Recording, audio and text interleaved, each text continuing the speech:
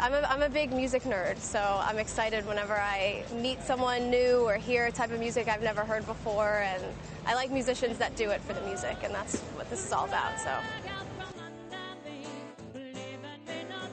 I bet you're curious. I am very curious. Where the idea for New York City Sound Tracks came from, and that would be from Lydia Steffens Murphy, who I believe came up with sort of the initial thought of it just from coming to work. And I think all of us as commuters, you know, whether it be in the city on the subway or through Grand Central or Penn Station, you come in contact with these really sort of wonderful musicians, and they can help brighten your day, either, you know, coming to work or going home. If you're in a good mood, it can make you in a better mood.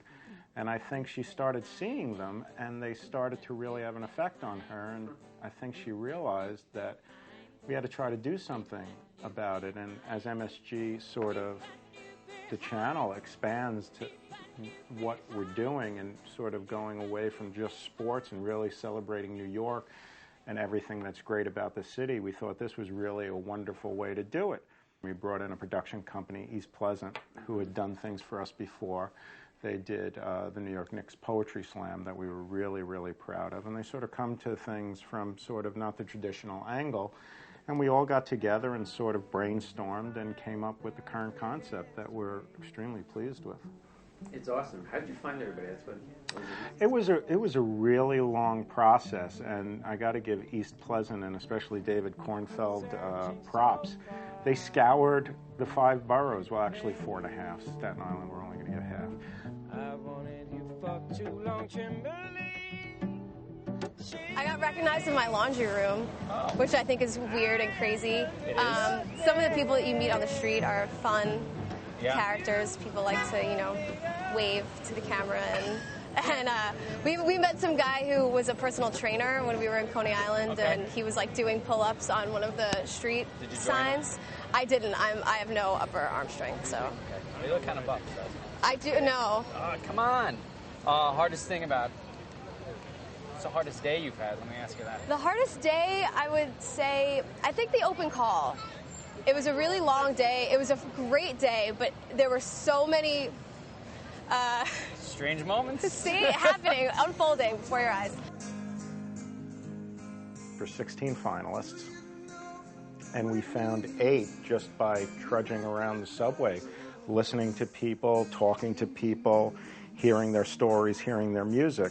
You know, we narrowed down our initial sort of canvas to 8, and then we had an open call down in Foley Square downtown, in which, you know, through word of mouth and through, you know, internet advertising and things like that, we had an open call where we were basically looking for any subway performer who wanted to come down and audition for us. And, you know, the only sort of requirement is that you played in the subway. And the response was really, really overwhelming. I mean, we ended up having to stay a couple of hours late just to get through everyone, and then we found our next 8 contestants there for 16 contestants. The contest aspect of this, I think, is really cool, but it's more a celebration of all these great musicians. And, you know, some of the musicians who didn't make it were really terrific. Mm-hmm. Some strange characters, too. Oh, I mean, there were some really, really strange characters. I think it's what makes New York City the greatest city in the world. People who are into their music, people who are into their art, people who are into people. I mean, it was an incredible melange of different, disparate types of people, all unified by the love of music. And there was a real community aspect. So it was very interesting to see the different types of music, from pan flutists to jazz to blues, all come together and really see a friendship there and a genuine camaraderie.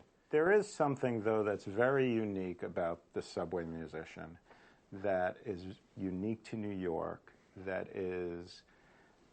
resonates with people, that, you know, when you're running and rushing and, you know, remember, even my commute out to Long Island, you know, most of the time I just want to get home. I just want to get home. I don't want to deal with all these people. And sometimes those, you know, the music can break through that. And there's something very unique about that you know, is not the same as dance or comedians or, I mean, there's something so wonderful about it coming to you without you having to almost pay attention to it.